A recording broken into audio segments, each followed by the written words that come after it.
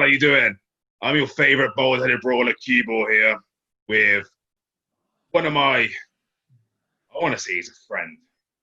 Would you say I'm a friend? Yeah, mate, definitely. Yeah. Brother, Cool. brother. We're in the brotherhood. You're a brother now. A brother. Well, nice to know. So, yes, I'm CueBall, and my guest on CueBall's Bearded Rambles 12. He is a former five-time Celtic Wrestling Tag Team Champion, Nick Scouse. Right Hey. now, we'd have like pyrotechnics if we're not mumbo jumbo. We need fireworks, man. Fireworks. So, how the bloody hell are you, Scouse? It's been a long time since I've seen you. Yeah, it's been a while. I'm good. Things are good. Lockdown is going all right. And I just wish the Storms would fuck off now, to be honest. But we're all good, man. How are you? Gravy. I'm all good. Living the lockdown. Fuck me. Living the lockdown life. Mate, you've got to embrace it. You're never going to get this time with your kids again. It's fucking special. True. That's what I've been saying to a lot of people. It shouldn't be looked at like a bad thing. I've got to spend 3 months with my kids that I'll never get back. It'll never happen again. Yeah, I must admit, it's been nice having them home. Being able to do stuff with them that, school time would take out of their hour time, whatever, It's been good. So should we start with the questions, Nick? Fire away. Let's do it, man. Let's do it. Oh, and by the way, I will say you can swear in this as well, because we're not Big Brother. Okay? You really wouldn't have a fucking choice anyway, because I've got a potty mouth when it is what it is. If people don't like it, they can suck my dick. Nice. Okay, so we're going to go to the first question. I ask this question to every single person who comes on. So I want to know, Scouse, how and why did you get into the wrestling scene? By complete fucking accident. I moved to Troyderoo in South Wales about 11 or 12, maybe 14 years ago. And I started working in the local shop. And these two boys came in, big boy and a skinny boy. And my boss told me to be careful of them because they were trouble. So obviously I was like, right, I want to speak to them. So I served the guys and they told me, I got into a conversation. They told me that there was a training center. So I went to the training center and just started taking bumps and working on it. Nearly died in my third training session. There's a video knocking around of it somewhere where the guy tried to put me in a gut wrench powerbomb and slipped, and I landed on my head and my neck. It was like a 90-degree angle. I'll dig the video out and send it to you. It's right, pretty. Yeah. It's a bit mad. But I watched wrestling as a kid. I enjoyed wrestling, and then I fell out of favor with it for years. My foster parents used to watch it regularly, so I got back into it that way. And then I drifted away again for a few years. And then there was the guys in the shop, started training. And one day, I was just helping with the ring. That's what I did. I didn't want to be on shows. That's not what I was there for. I was there for the training, And then Thomas Bassey, he approached me and he said, have you been on any shows yet? And I was like, nah, mate, I don't think I'm ready. And he's like, well, we'll change that. And he made a phone call on the spot. And he got me a spot on the next show on a Saturday. And that was how it began. It was one spot. Cade Callis. I was told to just go in the ring, take a bump, powder, go back to the back, job done. But that was my first bump. I didn't want it to be just a bump. So I asked Callis to choke slam me onto a chair. And that was my first ever bump in a wrestling ring. And the last time I ever did it. Jesus Christ. I wouldn't do it again. There's no way on earth I'd ask to be chokeslammed on a chair again. There's no chance. No, damn. Sorry, there was just a bit of lightning. It just threw me off a little bit. It's all right. It's God telling you he loves you. Yeah, well, he's only... No, he's not even... He's whatever he fucking wants to be. He gives a shit anyway. I don't. Anyway, I'm not going to go into that stuff because that's not me. Okay, yeah, go for it, man. I'm not a fucking religious person at all, but let's go with wrestling. Right, so, first wrestling. It was Bassey's fault. Bassey got me the gimmick. Bassey got me the job. And then Bassey was my first ever match for Celtic as well. So, yeah, it started it was by accident, really. I didn't really want to be a wrestler, but once I'd once I'd done that curtain one time, and the people in the, oh mate, it was addictive. It was just so addictive. Yeah, a lot of people, like in when you've wrestled, will say wrestling is a drug. And when I had a couple of years out of wrestling, I couldn't watch wrestling because I really wanted to get back in that ring because it is addictive. Once you've taken your first bump or you've taken your first choke slam as your first bump, like you did, Nick. Mate, if you're going to do it, go big, right?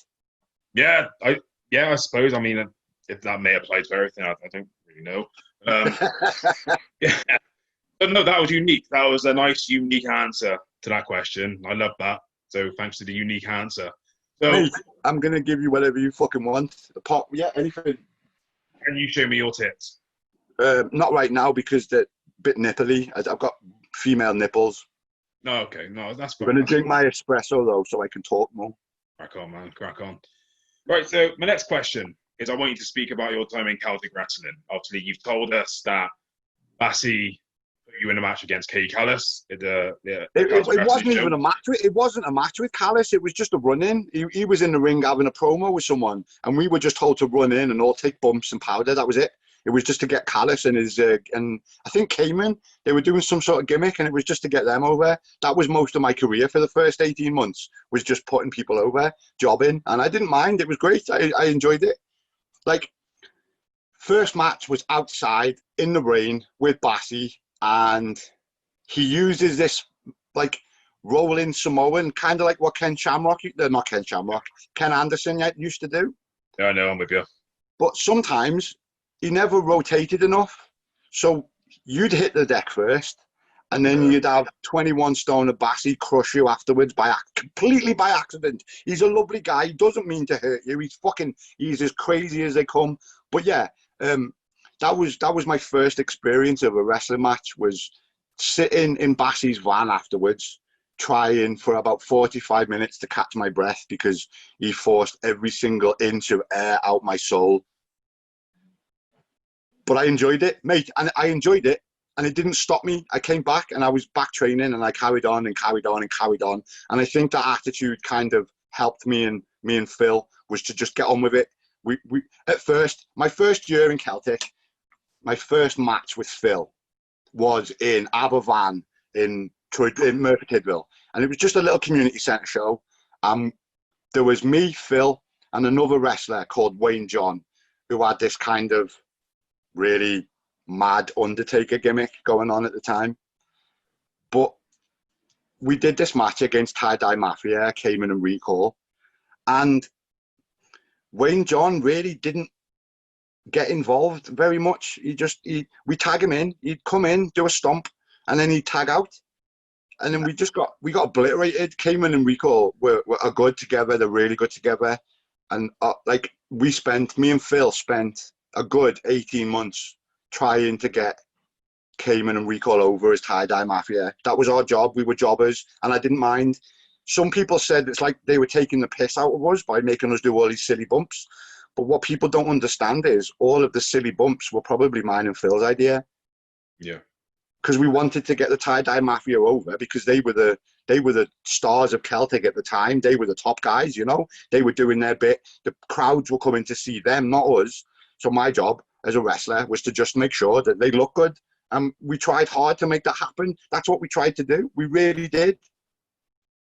A lot of respect for that, man, because there's not a lot of I don't know if I'm gonna get shit for this, but there's not a lot of wrestlers out there who are willing to put other people over. I mean, me, I'm happy to put anybody over. I couldn't give a shit. You put me in the ring with anybody, I'll do my best to put them over if needs be.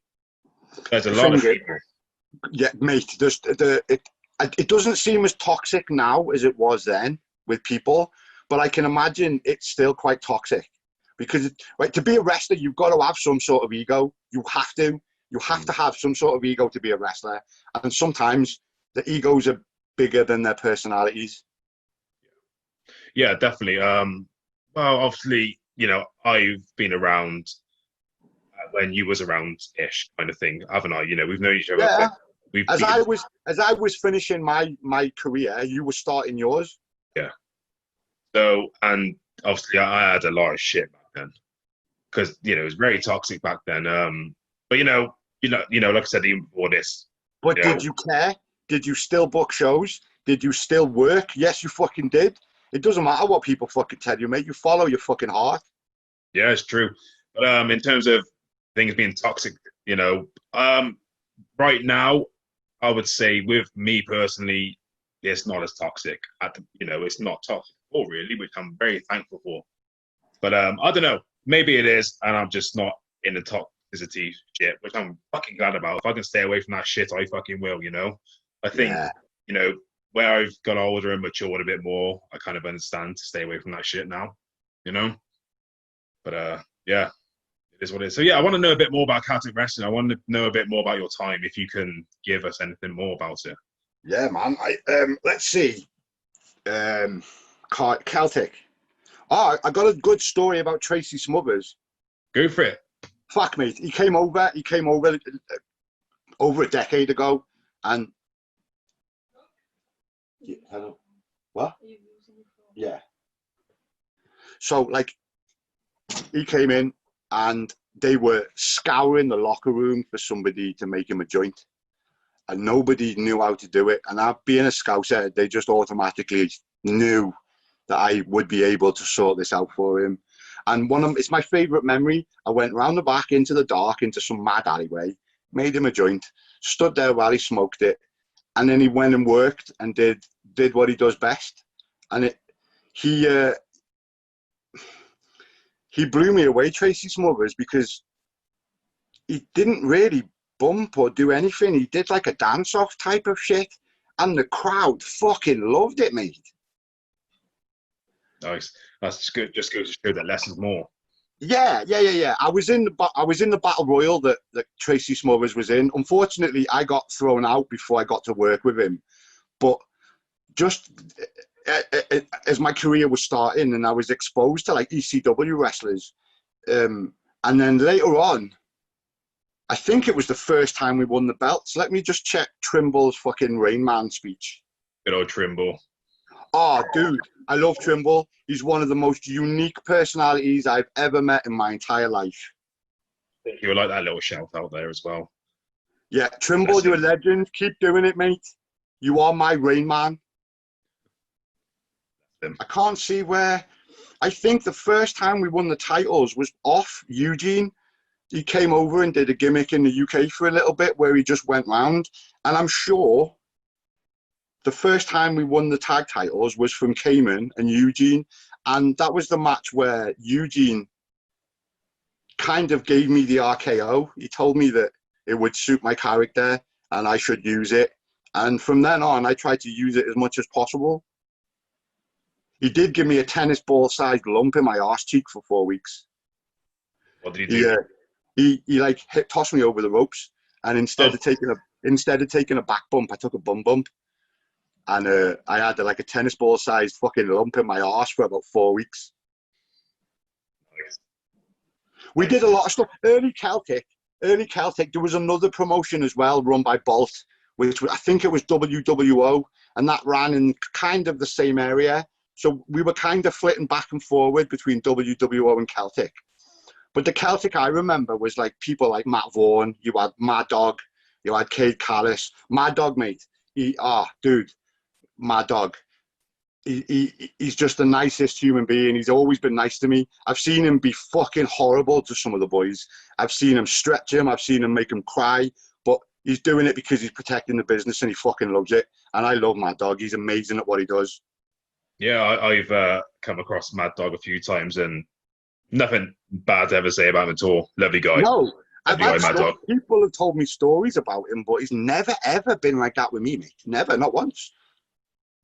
It's just the respect thing, though, isn't it? I think it is. I think once you show everyone in the wrestling world that you can do it, you kind of get that mutual respect going, that brotherhood. Like I said before, you call me a friend. Well, we're more. It's more than that. It's more. I don't have to speak to you every day to know that you're all right. I don't have to prove that I'm your friend. You know what I mean? We're friends. It's not going to change just because we don't talk every day. It doesn't mean we're not friends at all. It just means we've got lives and lives happen, mate. Yeah, definitely. We let me see. I'm trying to read at the same time. I'm trying to read what we did at first. I remember this Irish duo came over, and we had this 18-month feud with Tie Dye Mafia. I think I said before, we bumped and bumped and bumped. We did stupid bump after stupid bump. And then we had this blowout match. We had the rubber match. And it was billed as like a hardcore tag team warfare match. And basically, it was just me and Phil trying to kick the shit out of Recall and Cayman. And that was and is one of my best experiences because we won the titles that day and we put our everything into that match. The crowd were red hot and what we were doing just worked. It all just seemed to flow nicely, you know? It was one of them moments where it all just went well. The finish was fucked. I don't know who came up with the finish, the fucking idiot. There was fucking people running out left, right and centre. It made no fucking sense. But it ended up we pinned and then we won the championships. And it's mad saying I don't remember winning them 5 times. I don't remember much anymore. But looking back, we did 5 times. Like 5 times we climbed that mountain. Yeah. And then one week we won the championships. 1 week, this Irish duo came over the next week, and we were billed to fucking lose them. We lost the belts within a week. I still had scars on my head from the match. From the match I worked so hard to do, and then yeah. The titles are going to Ireland for a bit. And I was like, oh my God. And then there was talk about sending us to Ireland to work for OTT. And it just never happened. It just never came to fruition. Like, and then the Irish guy came back a few months later with the belts. But it's Captain Rooney, right? This is my bed. I'm in my bedroom and I wrestled the guy who wore this mask. And my boy was there. Tyler was there. And at the end of the match, Captain Rooney was like, I'm not going to use this mask anymore. I don't think I want to use this mask. And I was like, oh man, well, it looks good, mate. And then he gave it to Tyler and said, there you go, boy. You'll keep that forever. And I've got it next to my bed. It stays there, you know. Good memories, good memories. That sounds cool. That sounds really cool, man. Really cool. Is it okay to smoke? Like, don't smoke, kids. You do whatever you want, Scouse. You do whatever the fuck you want. You've done it so far, so I can't stop you now. You know? I don't really give a fuck what you think, to be honest, but yeah. Right. Well, you know. No, I mean, I don't mean on like an emotional level. I mean, like, if I'm smoking, I'm smoking. It's just tough shit. Yeah, no, I don't judge anybody for smoking. What's your favorite memory from your wrestling career so far? Can you narrow it down to just one? So, I don't know. Have that. Yeah, fuck you, dickhead. There's not many times I get a bit like that. I get like this at all. You know, I'm a fucking rent-a-god for shit. I think in my time, it has to be actually winning the tag titles with Big D. Oh, okay. Why? Why is it that moment? Because at that point, I feel like I've done something right. You know, Scouse, man, you know my history. You know my history with the Insane Star JP and now CueBall. So, you know, back then, as much as, you know, I thought it was good, it really wasn't. You know, I'd done my job, like you said, but, you know, looking back, it wasn't good at all. And then sort of come back into it after 4 years, come back as a fresh gimmick, come back as CueBall, and then actually being given the tag titles of 2 different companies as well. You know, for them to have the faith in us, carry these tag team championship bouts, but, you know, that means a shit ton to me. You know? Yeah. It means a hell of a lot to me. It does. It means a hell of a lot to me as well, mate, because that means they trust you. Yeah, definitely. It means you're trusted, and they know you're gonna work the match, and you're gonna work the gimmick, and you're gonna make it work, and and in all fairness, and Scare, you look quite unstoppable together as a tag team, to be honest. It's a really good gimmick. I like it. I've never met Big D, never spoke to him, but he seems like an all right lad to me, mate. He does. He really does. Yeah, he's a good guy. Good guy. Love him. You know, and you know, And I think that's the thing with tag teams as well. You need that chemistry, if you will, like some of like you and Cowboy had, Method of Madness. Yeah. You two had something. You know, it wasn't just oh, we're a tag team, raw. It was at first. Brotherhood. Yeah, but it was at first. Oh, we were just thrown together to take a few bumps. They didn't expect us to become a tag team. They didn't see it coming. They really didn't. And me and Phil just clicked. We just clicked. We knew he knows where I'm going to be. I know where he's going to be. We know what to do, and we just do it. Like you and Big D. The chemistry, it has to be natural. You have to be friends outside of the ring in order to be able to do what you do in the ring. Yeah, definitely, and that's what I mean. They are. We are friends, you know. And it works, mate. When this is over, when we're finished, are there any matches I can watch with you and Big D? Are they online anywhere that I can? Yeah, catch they're them? on my YouTube channel, CueBall's TV. Cheap plug.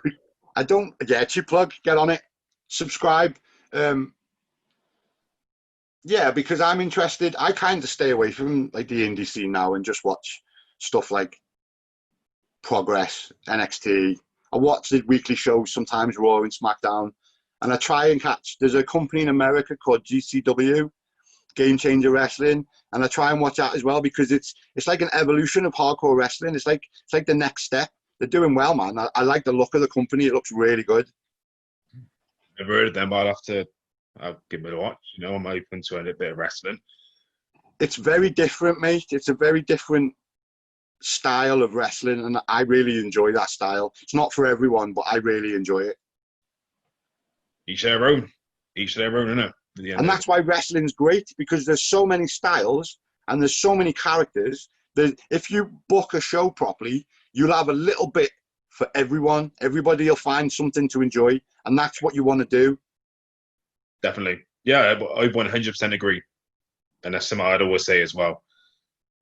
All right, so I'm going to go on to the next question now. Go for it, mate. I ramble. I'm sorry. This is why it's called CueBall's Weird Rambles, because this is what it's about, you know? People get to know who you are. So no matter how much you do this, they're going to know who you are. So anyway, so I want to know what your thoughts are on the independent scene. I know you just said you don't really follow it that much, but from what you followed. Right, from what I followed, just Indy Scene. Right, I'm really interested in Chaos. That looks very interesting because some of the boys I used to wrestle have bought that now, and it's their company. So I'm really interested to see where they go with that. Indy Scene, UK Indy Scene. I like Progress, but I don't know whether you could call it an indie promotion anymore. Yeah, because they branch everywhere, don't they?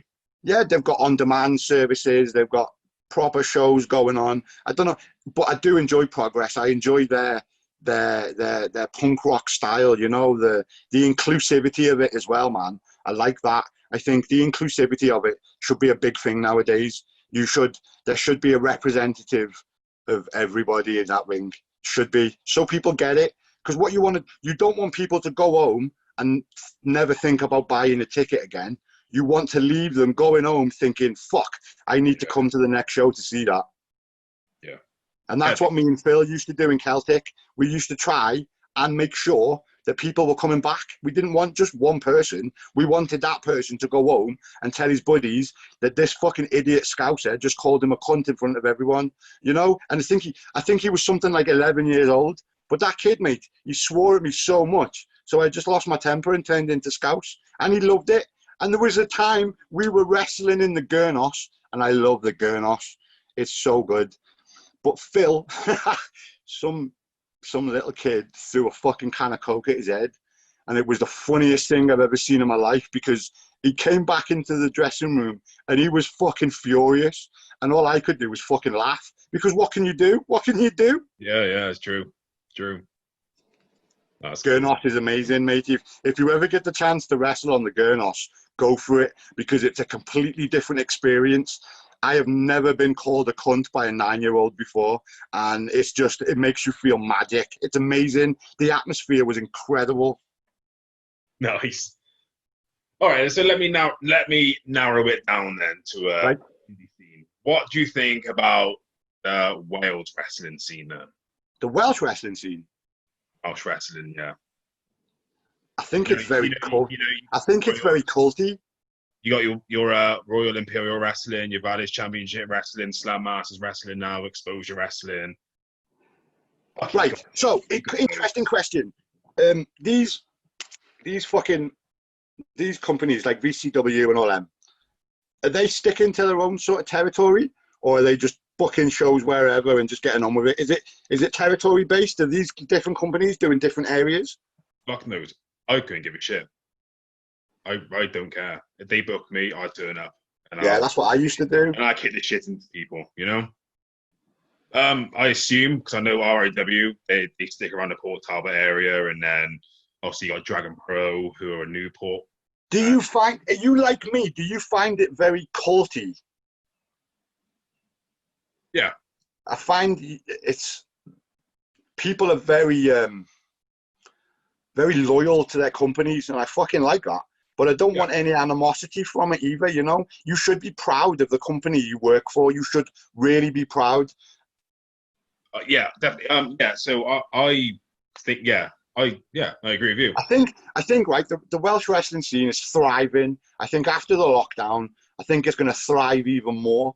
But I think we're going to see things from people, from workers and guys in the ring. We're going to see stuff and experience stuff that we never experienced before, because they've had 3 months to sort out in their head how they want to make a big bang when they come back. Do you know what I mean? They're going to have to make an impact. And we're going to see people we've never seen before. And we're going to see people we've seen before do things that we wouldn't think they would do. And I can't wait. I think it's thriving. I think, like, KPWA, is it KPWA? Yeah, it's like pro. Yeah, but it's also Valley's Championship Wrestling as well. Yeah. That's what I mean. It will thrive, but companies need to stop booking people who can't fucking work. If a gimmick is cool, a gimmick is cool. I like a good gimmick, but that's not the be all and end all. If you can't make that fan suspend disbelief just for 1 minute, you haven't done your job right. And I think we should start booking people who know what they're fucking doing.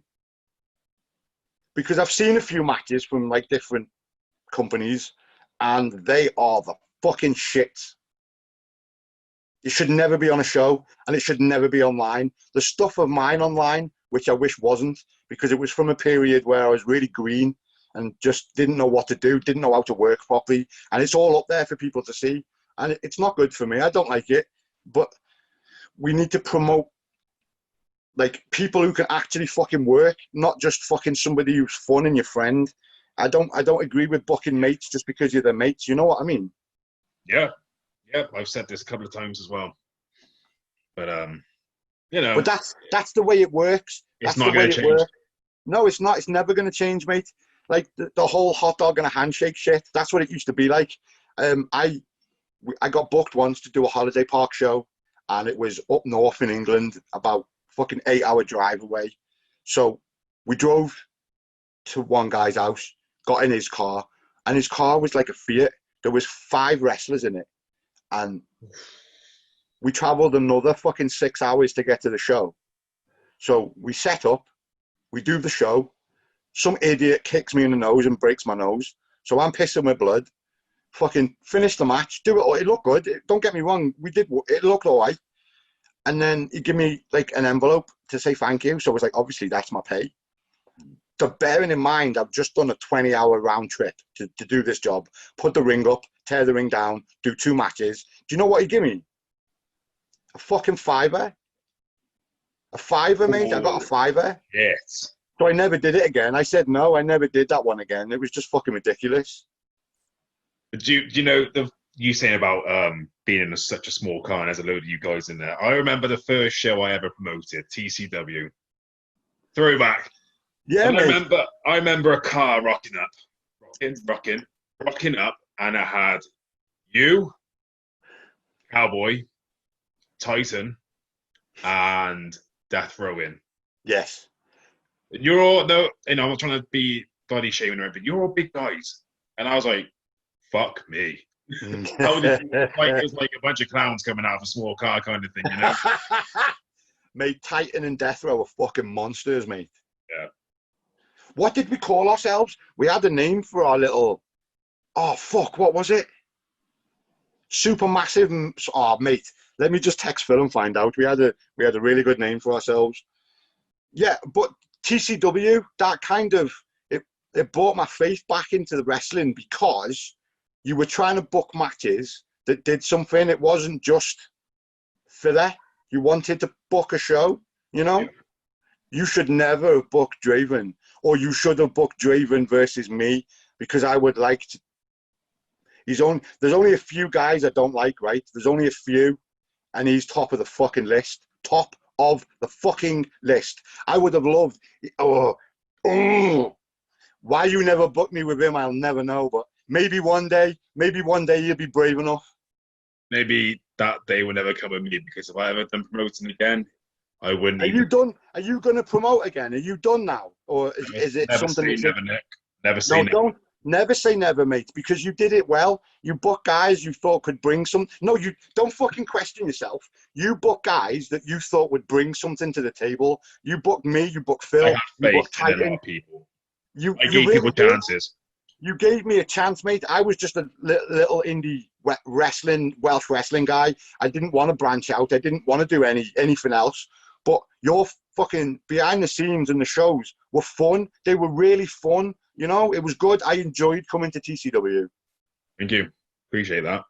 Well, mate, credit where credit's due. I'm not going to blow smoke up your arse for no fucking reason. And I'm not going to say I like something if I don't. I'm going to tell you the fucking truth. And I enjoyed TCW. I think it was just at the wrong time for you. I think if you were to leave it and do it now, you'd have a much better understanding of what was going on. Yeah, definitely. Yeah, like I said, never say never, man. You know, I got ideas, but it's just whether... The thing is, with the Welsh scene, is it oversaturated now? Are there too many companies? Are there too many? I would say so. I think if you know, fucking Tom, Dick and Harry down the road was to put on a promotion, especially in Newport, you know, you got two promotions in Newport, and it'd be overstepping the mark, you know. Yeah.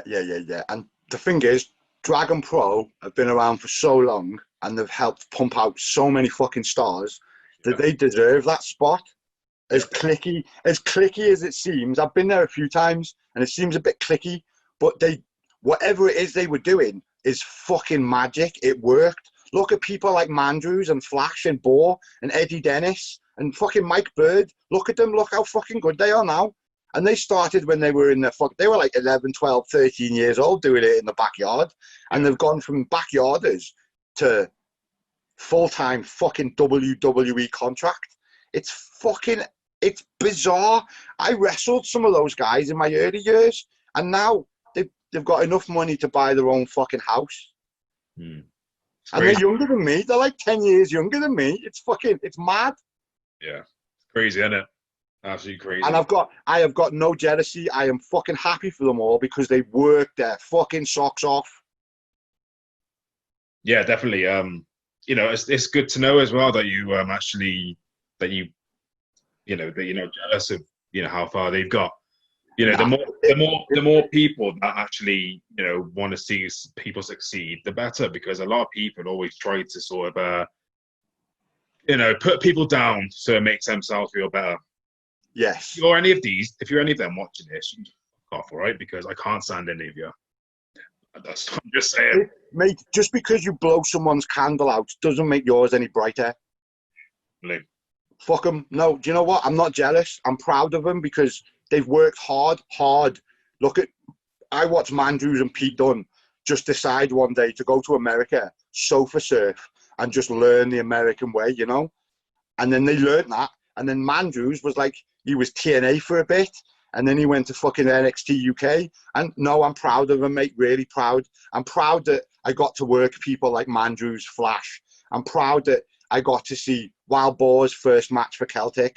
I'm proud to say that Eddie Dennis wanted to have a Japanese-style fucking match with me for no reason other than we would genuinely kick fuck out of each other for 30 minutes for any promotion, you know? And he's worked hard.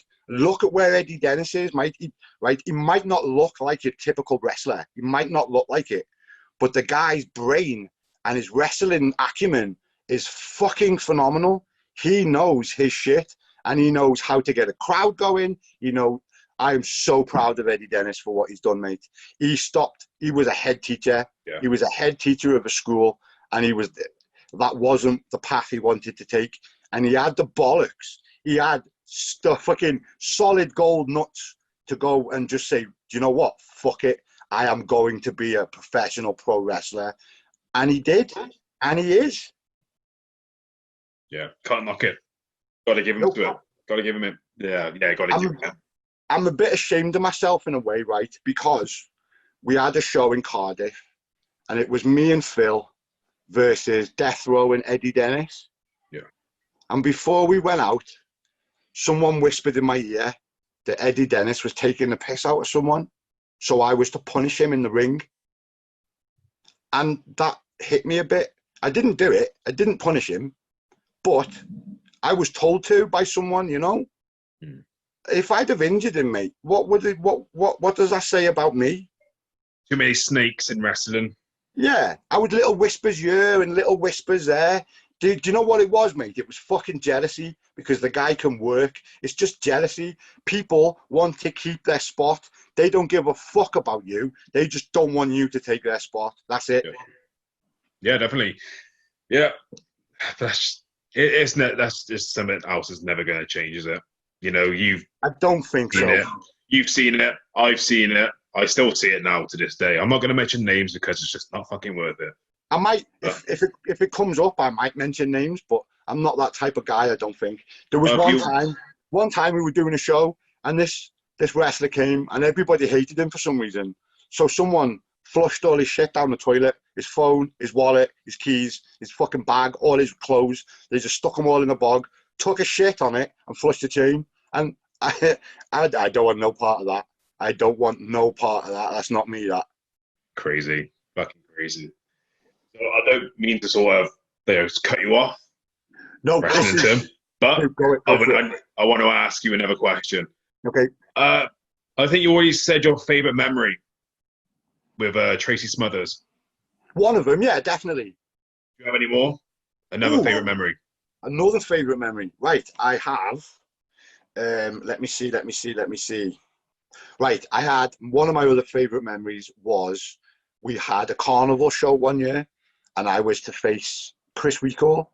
And for me, Recall's a legend. I love Recall. I really do. He's a good lad. And we put on a fucking match that would have been able I'm not sucking my own dick, but we would have been able to use it as a main event. It was a main event style match. He broke my nose that day. He fucking super kicked me in the nose. And he said as well that that's his favourite match from Celtic. And that makes me proud because it's one of mine as well. I really enjoyed working with him. We just, that chemistry when you're working with someone and it just kind of fucking feels right. It just feels right. That's how it felt. We could have done that match anywhere for any promotion, and I think it would have held up, even though it was a carnival match. I think it would have held up in a proper setting, like definitely. There were so many plans at the end of Celtic, and boy, did it fucking fizzle out. Right, you've seen that documentary, and it's nobody else has. There's like a handful of people that have seen it, and I doubt it will ever go out. But that showed Celtic just crumble and fizzle out, and I don't think Celtic should have gone out that way. It should have gone out with a big fucking bang. This is our final show, and it should have left everybody wanting more. But no, one day he just went, fuck it, Celtic's finished. And we were all like, what? What are you doing? You bought the company like 3 months ago, and you're calling it quits already. You should understand as a promoter, you're not always going to draw. You're not always going to make your money back. Not always. And if you're just taking over a company and you quit after 3 shows, it's just a bit like, mate, I understand money's a problem, but why did you buy it in the first place then if you're that skint? People don't understand. I mean, fuck me. When I promoted, I wish I kind of never did in a way. There are a lot of pros why I did. I met some fantastic people, including yourself. But the cons are, it's going to cost you a lot of money. it's going to cost you at least a good 500-600 quid, and Yeah. you're not going to make any of that back unless you know, a couple of years down the line, maybe if you're lucky, you know. But you know, Very good. anyway. So I'm going to move on to the next question. I want to know, kind of get the idea of what your high moment is in your career, but Right, okay. I want to know what your low moment is in the career you have. Really? If you want to Well, go, I'll be honest. I'll be honest then. My lowest moment was there was a venue in Merthyr called the Studio Bar, and it's where Celtic held a lot of their local shows. It was kind of like a cult venue. Dark, damp, dingy, fucking minging, disgusting place. But the ring was old, the ring was there, and there was enough chairs to get about 20 or 30 people in. So we were doing this match anyway. We were doing this like a fucking battle royale shit. And I tweaked my ankle, but it was more than a tweak. I fucking ruined it.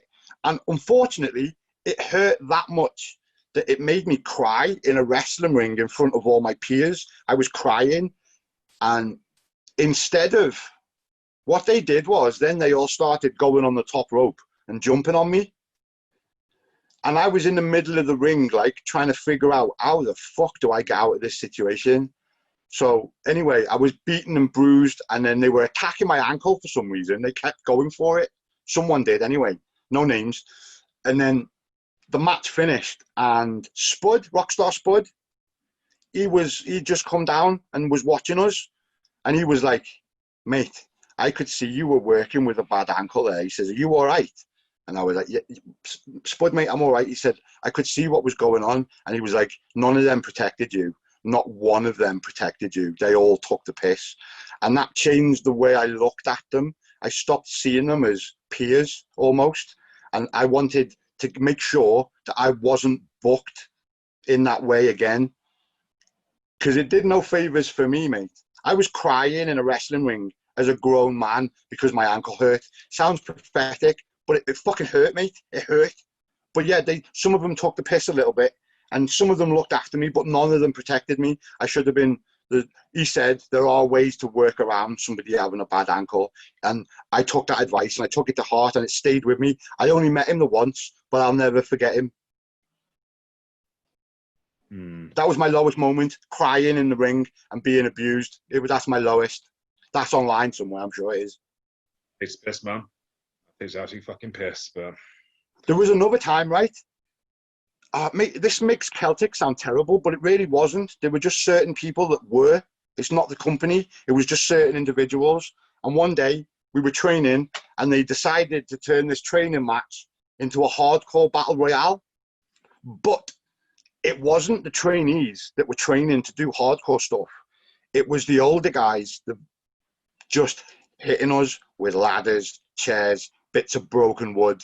And they were just, I suppose they were ribbing us in a way. But yeah, they fucking, one of the guys, they pulled his pants down in front of everyone and got his dick out. And this guy was gutted. He was devastated. And I was. And that day changed the way I looked at Celtic. It changed the way I looked, not Celtic. It changed the way I looked at certain individuals, and I didn't respect them anymore. I lost respect for them. okay. That's crazy. Mate, Crazy. it was a mad time training back then. It was mad. I was contacted by a guy in England to work his show. You know him, I know him. So I said yes to working this show. And then the next minute, I'm getting a phone call, and it's one of the boys threatening my life, telling me he's going to put me in hospital if I go and work for this other company. And like, it wasn't just one phone call, it was repeated, and he kept phoning me. And I nearly had a nervous fucking breakdown because of it, because I was petrified, because I don't know what's coming. I'm new to Wales. I'm new to all these individuals. They don't know me. And yeah, I was petrified. That changed the way I looked at that individual too, completely. I just take him for what he is now. There's no respect, none at all. But he went on to train. He trained well. He got booked with other companies. He's worked with legends like I have. But yeah, he was a bit of a bellend to me, and he made me fucking worried. I was scared that I was going to get twatted. I didn't understand. I was green. I was green as grass. Green as grass. I'm trying to figure out if I actually know who this is. Tell me The guy, after. the guy who booked me,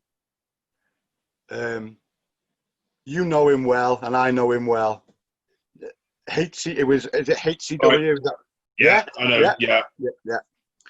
And I've also seen bullying beyond bullying, beyond, like, it's not ribbing, it's not bully, it's gone beyond bullying. It's making this individual cry. I've seen that happen a few times, and it's disgusting.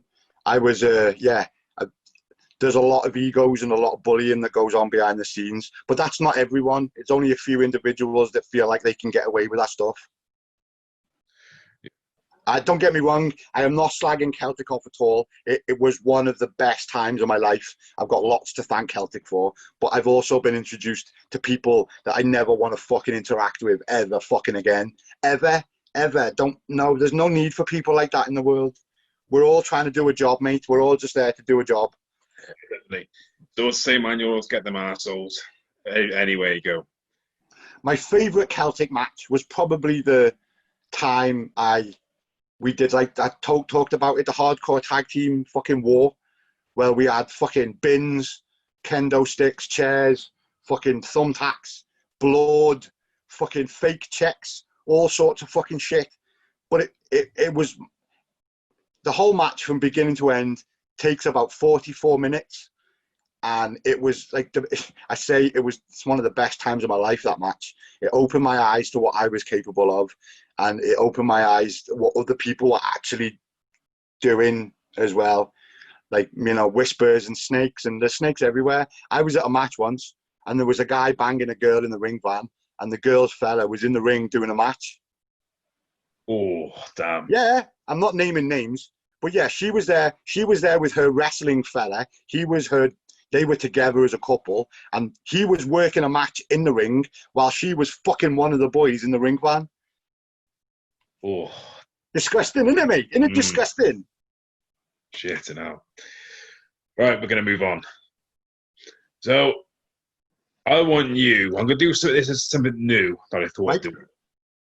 So, basically what's going to start happening now on my Rambles for people who watch, I'm going to find a picture of something that they've done throughout their wrestling career, and I'm going to show them this. I want them to tell me just a little bit about it, just so you can get an understanding of who this person is. So, let's see if this actually works. Do it, Jack. Do it, Jack. Do Jack. Oh, there we go. So, oh, fucking hell. Tell me about this. This is fucking you and hell. Cayman, I believe. Yes, this is that match. This is that tag team warfare match. I think I started bleeding before the match even started. I got twatted in the face with a cookie sheet and then fucking bled like a bitch. And everybody thought it was an accident and it didn't mean to happen. And it looked fucking unbelievable. And I could feel the blood trickling down my face.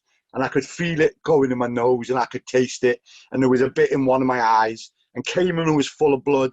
And then I got him in a headlock and we were just having a rest because we were being dickheads and doing stupid things. So it was time for a rest, So we just had a rest. And I could feel Rod, the cameraman, oh, bless him, he's dead now. But he took some good photos, man. And he took this photo and I could feel him. I could feel the camera looking at me. So I decided, right, you know what? This is the time to show Scouse. This is the time to actually show people that the character is just angry and is unstoppable. And I could feel the camera in my face. So I looked at someone and I just locked eyes with them. And Rod managed to catch this photo. And I think it kind of captures the mood I was in that day, because I knew I was in for a beating, but I also knew I was going to do stuff that I'd never done before.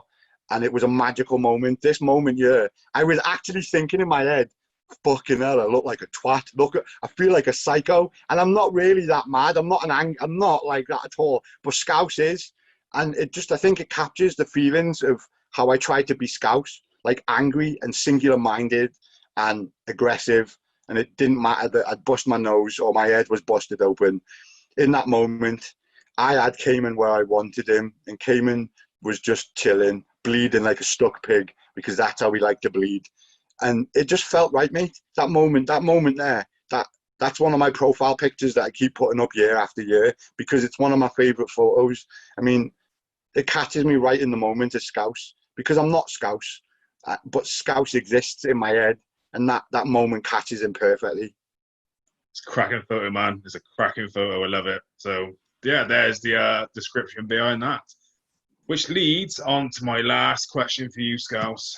Ooh, okay. Right, I understand I probably pissed a few people off during this, and I know people aren't going to like my honesty, but I couldn't give a fuck. It is what it is. I'm not in the scene anymore. If you've got a problem with me, FaceTime me and we'll fucking sort it out. But don't be a cunt and start posting things on Facebook about me. Reach out and talk to me, people. I'm always here. Don't go on. Anyway, your show. Last question. Let's go. All right, last question from me. Anyway, so obviously, I've known you for a long time, and I know you sometimes just crawl back into the wrestling, don't you? I try and reach out a little bit. I do, yeah, I do. I know you've been to a few shows. Yes. So watching people, and obviously, it's going to give you a bit of an itch from time to time. So, my question to you is: if Scouse ever came out of retirement, who would his post-retirement opponents be, and why? Fucking hell. Yeah, I thought about this question.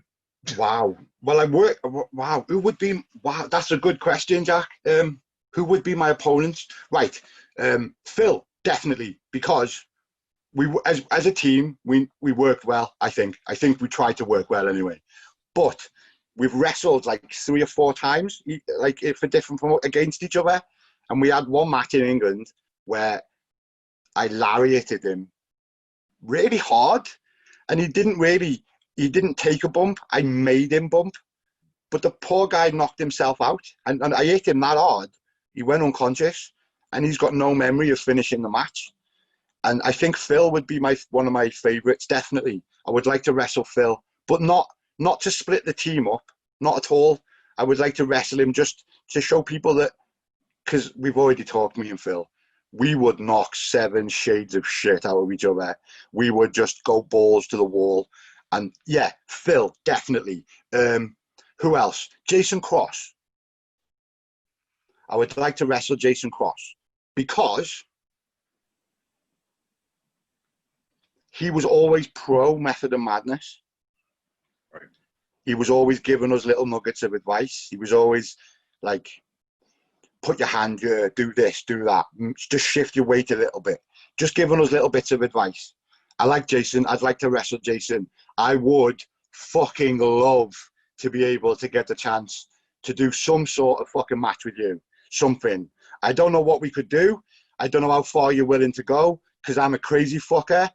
But I would love to wrestle you.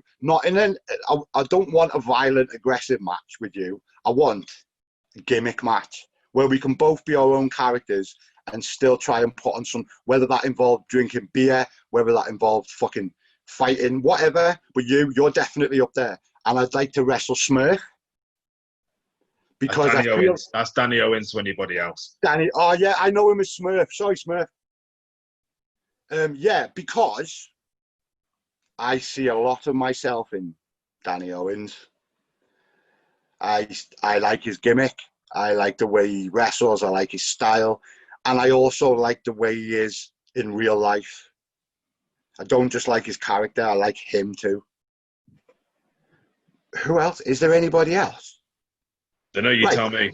Ideally, right, if it was a perfect world, I would love to wrestle Necro Butcher. Do you know Necro Butcher much? No, I don't think I've ever heard of him. Right.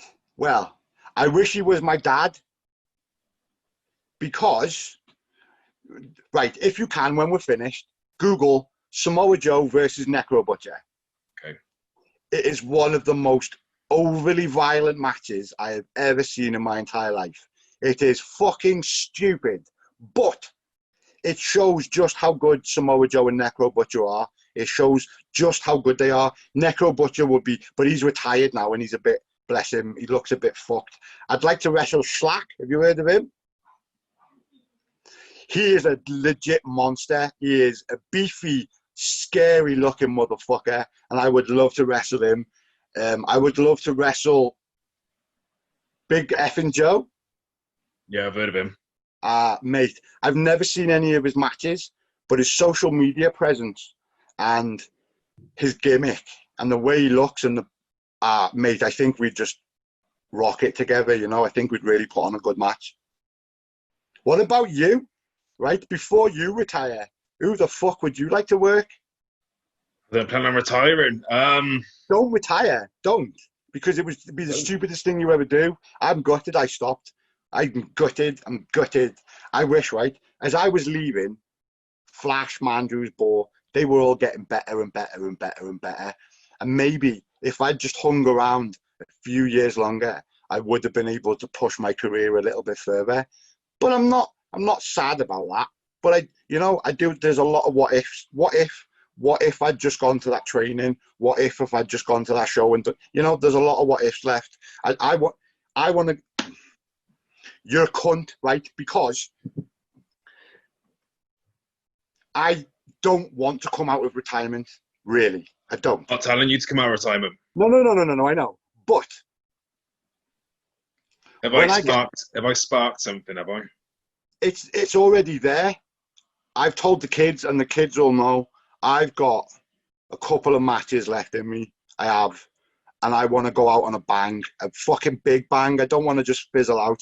I want to leave some sort of fucking lasting, like, do you remember that match with Scouse when he retired? That type of shit, you know? That's what I want. And it didn't happen. And I'd love for that to happen. I really would. And I would definitely consider, if it was the right place, the right time, and the right person, I think I'd do it. All right. Well, my list, you're on it. Because I know we had something. We had a 6-man tag ECW, and it went the way it went. Swanton and stuff. That's Swanton, mate. That's Swanton. That's gonna go with me forever because it looked fantastic. Watching it back, mate, it looked perfect. It looked absolutely perfect. But when you crushed my soul and every ounce of my well-being left my body, I just felt, this is wrestling. This is what I'm in it for. I'm in it for the pain. I'm in it for the good times. I enjoy the pain. It's fucking weird, but you get to love it and you work with it. And yeah, don't be afraid. Don't be ashamed of that Swanton Bomb at all, because it looks great. It felt amazing. And I couldn't walk for 4 days afterwards. So it did its job. It looked fantastic. You don't ever feel bad about it, because it's something we laugh about in this house. Every time it comes up on my feed, I fucking show everyone and we all have a good giggle. Yeah, well, it was it is what it is, I suppose. But yeah, I would like to have that one-on-one with you for sure. What would you do? What would we do though? What would we do? Would it be like a fucking comedy match, or do you reckon we'd fucking wrestle? No hold barred. Is that what you go for? Because I think that's what would suit us. Okay. Or a bar fight, Bar, yeah, definitely. Something like that, man. Yeah, definitely. It's got to be a gimmick. I've always said I'm not a wrestler. We had a match with Mandrews and Flash, some fucking random church. And we were in the church hall, and they were called Smash Hits at the time. And it was like, I've wrestled Mandrews more times than I can count. And we had to go through the match like 8 or 9, 10, 11, 12 times. And I still didn't understand it. So I survived my wrestling career on verbals, on in-ring verbals. That's all I could do. I couldn't remember spots. I'm not a chain gimmick. I can't do all that. I really can, but I don't. I can technically wrestle, no problem. I do it with the kids. But that's not my style. My style is more brawler. I'm not a wrestler. I'm a brawler. Same. For anybody who's watched me, I don't do what a chain shit. If anybody tries doing a chain shit, I fucking smack them in the head. Cut them off. Yeah, cut them off. Cut them off, because that's what I do. And I'm not a wrestler either. I don't claim to be a wrestler, because being a wrestler, you're going to do all that fancy trickery and all the hands and all that. But I'm an entertainer. I go out there to entertain the crowd. The crowd are my priority. Exactly. And that's what's lacking in British wrestling at the moment, is realizing that the crowd is one of the most important parts of the show. Because if you can get them to just believe you for 1 second, you have done your fucking job. If they drop that disbelief for just 2 seconds, a minute, whatever it is, you've done your job. And then hopefully they're going to go home. They're going to tell the brother or the sister or the best friend, that was a good show. Do you want to come with us next time? And then it just keeps rolling on and getting bigger and bigger and bigger. And the crowd, I fed off that. I used to love trying to make them hit me. I wanted somebody to try and knock me clean out. And we were doing a Cardiff show once, and there was this fucking student, and he got in my face and tried to be a big man. And there was a split second where my brain said, headbutt him. So I took my head back, and before I could even make contact, Cayman knew exactly what was going on in my head, and he fucking pushed me out the way, and he calmed the guy down. And that was I loved pissing the crowd off. It was students, they were all drunk, and I wanted them to fucking hate me. They were all Welsh. I was an English guy. I was a Scouser. I just got paid to spit water in people's faces and call them names. And I enjoyed that, mate, every second of it, because they were in the moment. They believed I was a knobhead. They believed that I wanted to cause a row. And that's not me. It's just all Scouse. Scouse was me turned up to 11, that's all. And that's, I think, that's how you find your gimmick, is when you find part of yourself to put into that gimmick and then turn it up as fucking high as you can. And then there you are. Once you yourself, you feel comfortable enough to do other things and to branch out. Yeah, the crowd is everything for me, everything. Kids, I love kids, mate. I love it. I'm rambling again. Oh, good, man. So that's my questions. Wait. So I got 3 questions Okay. off fans that I like to sort of, I like to try and, make them engage with the people who I interview. The thing is, it's interactive, isn't it? You've got to make it interactive, mate. Yeah, you got to make it about them to a point so they feel connected to us. So yeah, my first question is off your longtime friend, Trimble, Mark. Right. He asks, if Nick Scouse ever returned to the ring, would he consider reforming Method of Madness with his legendary partner Jesse Gilbert, or would he choose to pursue a singles career? I'll probably try and do both. Both. I would love to continue Method of Madness so that us as a tag team get to go out on our terms, and it's the same as the singles. There was a big push planned. As I was retiring, I had demons, and the demons were winning. The demons were winning, and they wanted to push me as a champion, and I felt overwhelmed. I felt anxious, and I felt sick. And that was me, my brain telling me at that time, you can't do that yet. You're not ready. So there was a big push planned, and I would like for that to come to fruition so that me and Phil can leave on our terms. I would love to go around all of the companies, RIW, VPW. I'd love to go to Dragon Pro. Mate, that's a dream of mine. I'd love to just carry on that little thing me and Phil had, just for one last run, one last season, and then I'd probably call it quits forever. What about Method of Madness versus Yaron Scare? I think that would fucking work, to be honest. Because you and Big D seem like the guy. I watched you get hit in the head with popcorn pots or some shit, and you seem like the type of guys that would be all open to what me and Phil would like to do. I think our gimmicks, and not just that, right? I personally, on a personal level, as a man, as a dad to a dad, I think you are one of the most inspirational people that I have access to on social media. Your posts, the way you act, the way you're able to separate your gimmick from your mental health awareness, and the way you are able to incorporate them both into the same thing. It's inspirational. You're reaching out to people that might not be able to reach out to people themselves. It might make them feel a bit better. They might even reach out to you and ask for help. You never know. But I can see from the views that they're getting from YouTube, from your rambles, I can see from the posts you're putting up, mate, carry on, don't stop, because it's giving people like me a little bit more oomph to do something, you know, to get past those demons. They're not going to control me anymore. That's it. I want that. And I would like it, mate. It'd be boss if you were involved in our last one. It'd be amazing. I appreciate it, man. Thank you. Ham, Bill, Gilbert, whatever your fucking name is now, we need to do one last run. Just one more, one season. Get your fucking act together. If you've got to hit somebody with that bass guitar, we'll do it. Well, I really want to do it, Phil. So fucking listen, bitch. Thank you, Scouse. Thank you very much for them kind words, man. Thank you. Mate, I'm not telling you to buff your confidence up or anything. I'm telling you because that's how I feel. You know that, don't you? Yeah. Nick, man, I know you personally a lot, and I know you wouldn't tell me bullshit.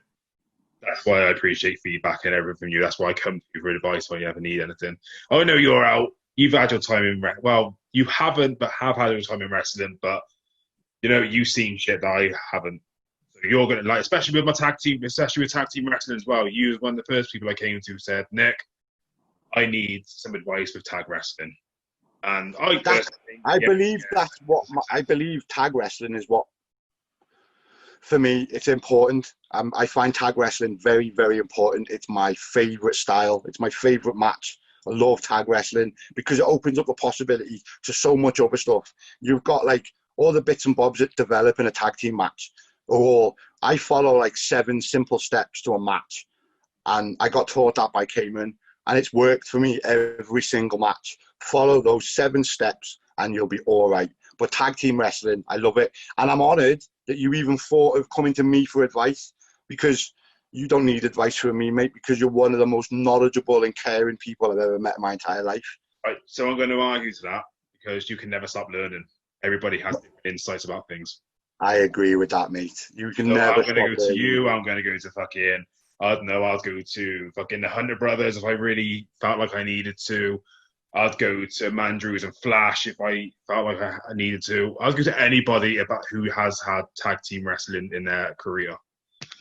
So right. It's a good part of the show, mate. It's a really good. We normally finish the first half, so it was almost like we were just. We always tried to leave them. There's 15 minutes between one match and the next, so we just wanted to leave them so they were like, "What? Yeah, boy," you know. Yeah, that's me. That's how me and Big D like to work. You know, we try. The thing is, promotions try and book us as heels. We try to be the heels, but we get the cheers. So we think, fuck it, we're just going to go with the flow. So yeah, definitely. Well, we were supposed to be a heel team, and that was our gimmick. We were the bad guys, and we always won by cheating and all that shit. But we got cheered sometimes, you know. It was weird. We didn't want to work. I was made to work face in England. I was made to work face. And I tried, and it got over, and we did well. But it just didn't feel natural. Like I say, it has to be natural, doesn't it? Yeah, I mean, I was going to say you and Cowboy were always over in my promotion, always, no matter what. I enjoyed TCW because I got exposed to some absolute fucking idiots, and I got exposed to people that I want to keep in my life forever. I want to keep you in my life. I want to keep Phil in my life. I have different views on things than Death Row. Very different. But I have a lot of respect for him and I know where he's coming from. But I feel like I have to defend my family from some social media posts because it seems to taint us all with the same brush. And then life isn't perfect, but we're just trying to get by right now. We don't need anybody telling us we're doing a bad job. We're just trying to do it our way.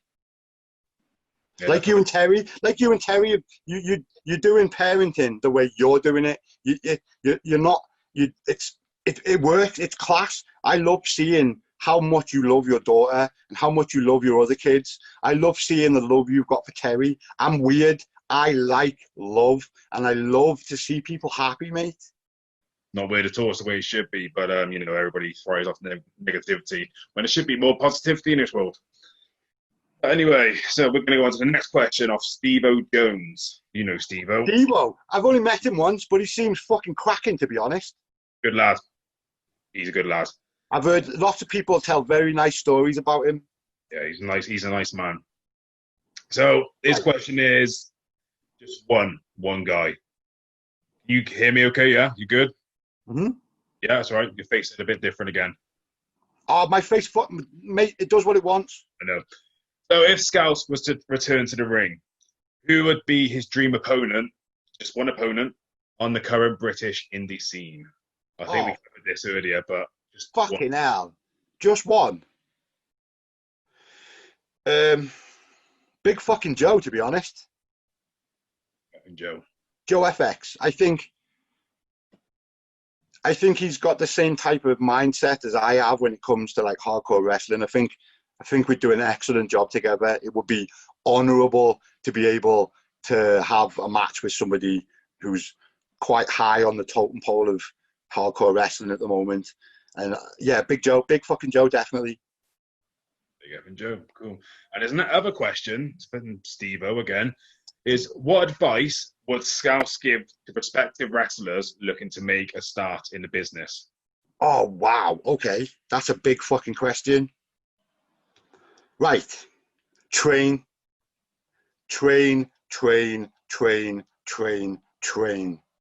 Don't listen to anybody that tells you that you can't do it. Don't listen to anybody that tells you not to do it your way. You do it your way all the time. Train.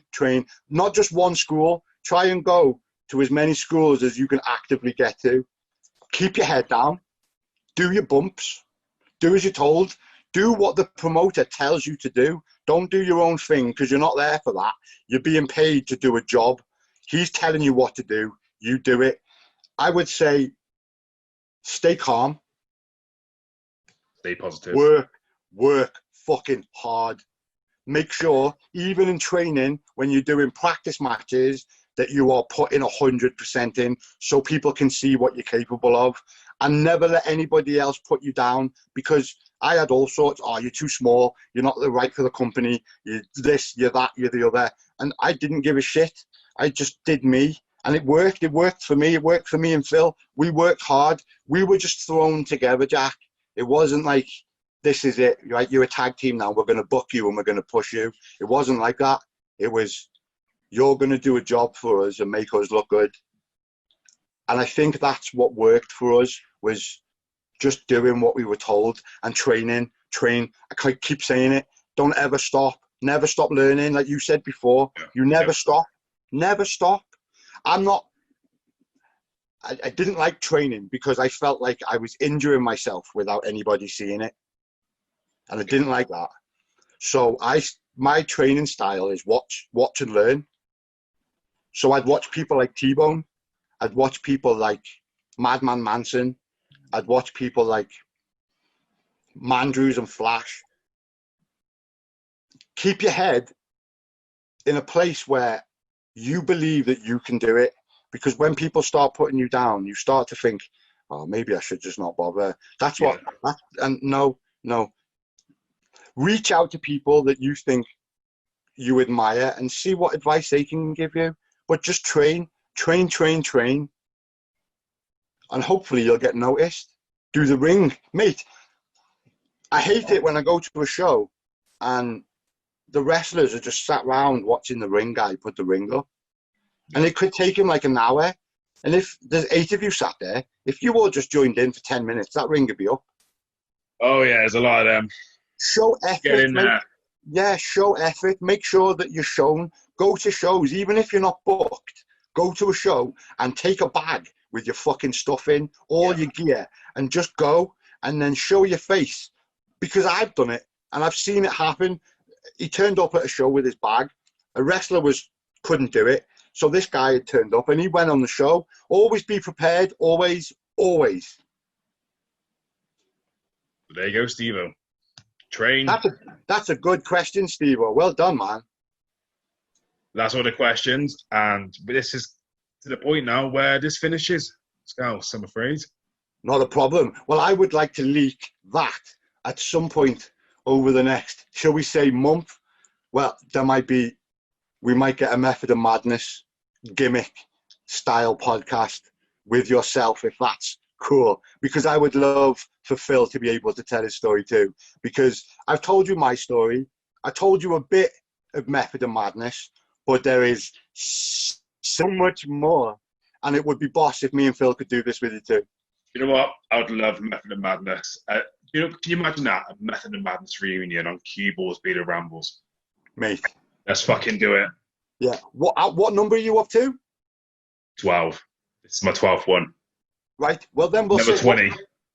I was thinking maybe we should go big and do number 20. All right, and so CueBall's Beta Rambles, if we can do it. Number 20, we will be doing a Method of Madness reunion. Yes. Yes. Let's do it. Let's do it. You better get yourself ready for the questions, man. I want it. Anyway, on that high note, Scouse, we're concluding today's CueBall Beta Rambles.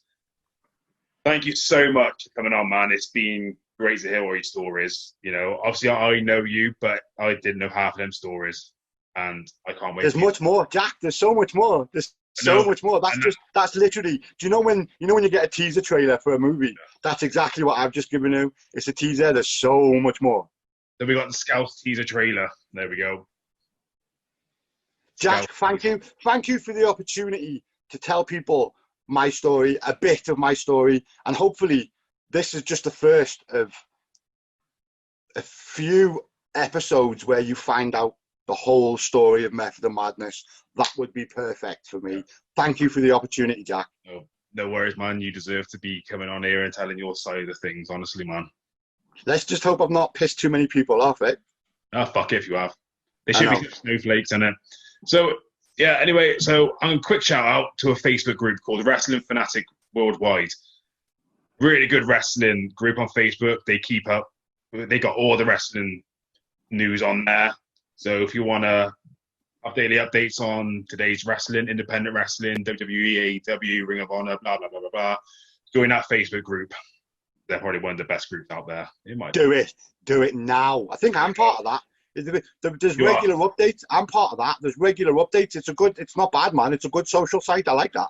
Yeah. So there we go. We got a keyboard guarantee and you got a Scouse guarantee. That's how good it is. So I've been a bald-headed brawler keyboard. This has been the nut job himself, Scouse.